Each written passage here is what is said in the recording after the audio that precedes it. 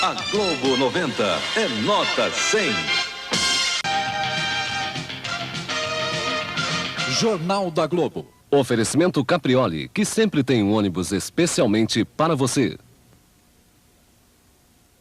Atenção, emissoras da Rede Globo. 5 segundos para o próximo programa.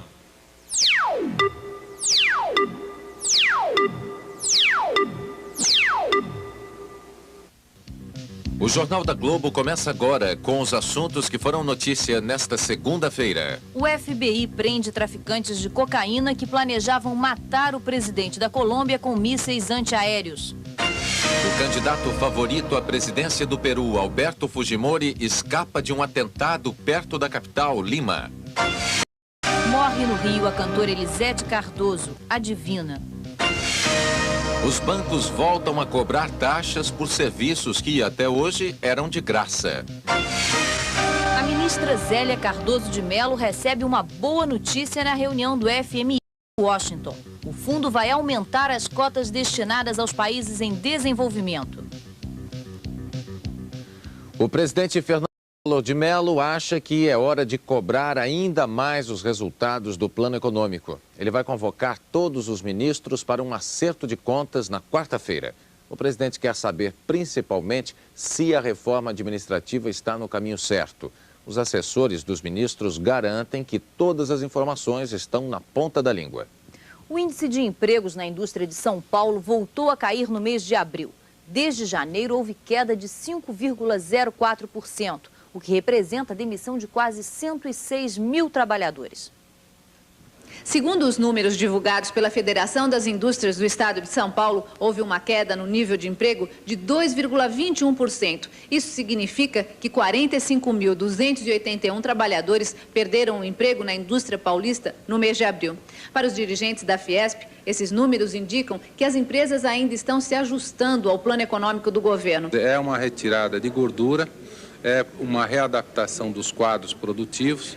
Acreditamos que efetivamente na produção isso não tenha sido muito alterado, que a coisa se deu mais numa reenquadramento da folha de salários, da folha de pagamentos, ou seja, das despesas com trabalho em função do volume de produção. Mas uma pesquisa da Federação das Indústrias do Rio mostra que muitas fábricas retomaram a produção e estão até contratando mais empregados. A pesquisa diz ainda que 95% das indústrias do estado pagaram em dia os funcionários no mês passado. O ministro do Trabalho e da Previdência Social fez uma dura ameaça às montadoras de automóveis. Hoje em São Paulo, o ministro disse que se houver demissões em massa no setor, o governo poderá decidir pela intervenção nessas empresas. Para o ministro, existem várias alternativas para se evitar o confronto entre montadoras e governo. Uma delas é a estabilidade de emprego por 90 dias. A diminuição dos pedidos das montadoras e dos fabricantes de eletrodomésticos provoca reflexos na Cosipa, a Companhia Siderúrgica Paulista. A empresa vai conceder licença remunerada para quase 4 mil empregados da área de produção por tempo indeterminado. Uma indústria de Campinas, no interior de São Paulo, está muito distante desse clima de tensão e de medo. A empresa trabalha a todo vapor e os empregados estão ganhando mais. O desaquecimento em vários setores da economia depois do Plano Collor não esfriou as máquinas desta indústria de alimentos em Campinas. A produção daqui segue o mesmo ritmo do ano passado, cerca de 200 toneladas de biscoitos e balas por dia. Com essa situação tranquila, a empresa pôde dar uma antecipação de dissídio de 15% para os 1.500 funcionários e também manter os investimentos de 20 milhões de dólares no aumento da capacidade de produção. Isso foi possível porque o consumo de alimentos voltou ao normal logo depois da primeira semana do novo plano econômico. A que o senhor atribui esse aquecimento na procura por alimentos? O que existe, na nossa opinião, é de que realmente as pessoas que antigamente depositavam as suas pequenas economias dentro da carteira de poupança, hoje não a fazem mais e se direcionam aos alimentos propriamente dito.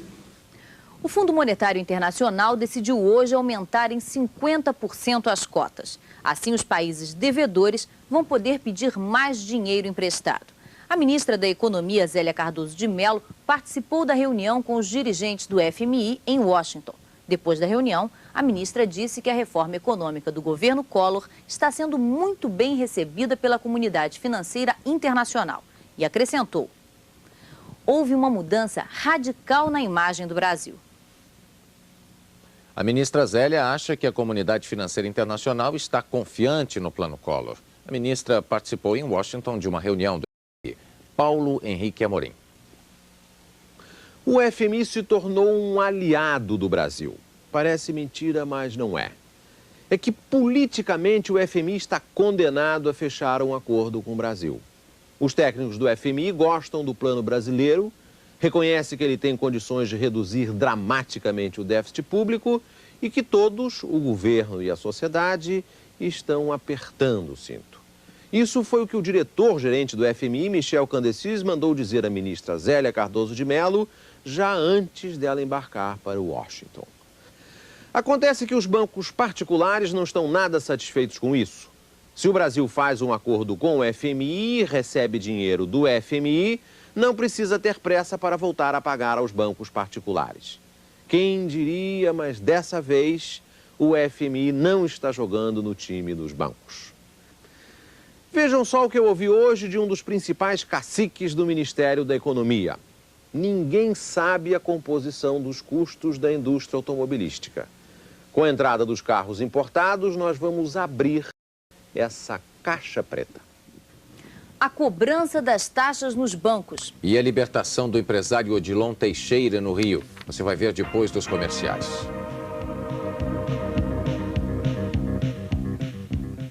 Bota fé na sorte. Achou, ganhou. A Loteria Paulista instantânea chegou. São mais de 15 milhões de prêmios. Não tem sorteio, nem complicações. Os maiores prêmios são de 5 milhões. É só raspar e achar 3 valores iguais. Achou o mesmo valor. Uau, você ganhou. A Loteria Paulista instantânea chegou. Raspou? Achou. Ganhou. Atenção, o Brasil não pode parar, muito menos a sua construção. Promoção da semana, Cimento AF 32 270, Cal em Caleza 85, Distribuidora de Cimento Minas Brasil, Campinas.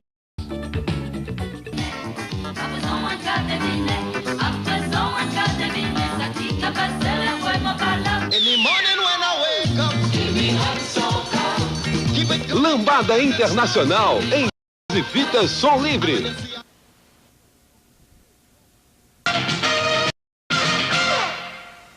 O Banco do Brasil começa a enxugar a máquina. Vai acabar com 20 departamentos e 61 divisões. Segundo a direção, o banco tem quase 18 mil funcionários. Muitos devem ser remanejados. O presidente do Banco do Brasil, Alberto Policaro, disse que a economia na folha de pagamentos será de 640 milhões de cruzeiros por mês. O presidente do banco disse também que não pretende demitir funcionários. E por que os bancos estão cobrando agora taxas de serviços que antes eram de graça? Na verdade, os serviços bancários nunca foram gratuitos. O cliente apenas não percebia como pagava e quanto pagava. Lilian Vitfib. A polêmica é idêntica à do plano cruzado. O talão de cheque, o cartão magnético, a ordem de pagamento, o saque no banco 24 horas, o contrato do cheque especial. Esses e outros serviços eram todos gratuitos antes do choque ou do congelamento. Vem um plano econômico, derruba a inflação e o lucro dos bancos, que era tanto maior quanto maior fosse a inflação, cai imediatamente. Os bancos, então, passam a cobrar tarifas que antes eles não cobravam porque não precisavam. A hiperinflação se encarregava de cobrar do cliente do banco todos esses serviços e muito mais. O dinheiro que dormia no banco de graça rendia antes 2,7% ao dia, agora rende 0,1%. Se o banco demorasse um dia apenas para acreditar o dinheiro recebido de uma conta, já ficava com 2,7% do valor. Era o efeito da hiperinflação. E esses serviços, às vezes, podiam estar custando até mais caro para o cliente.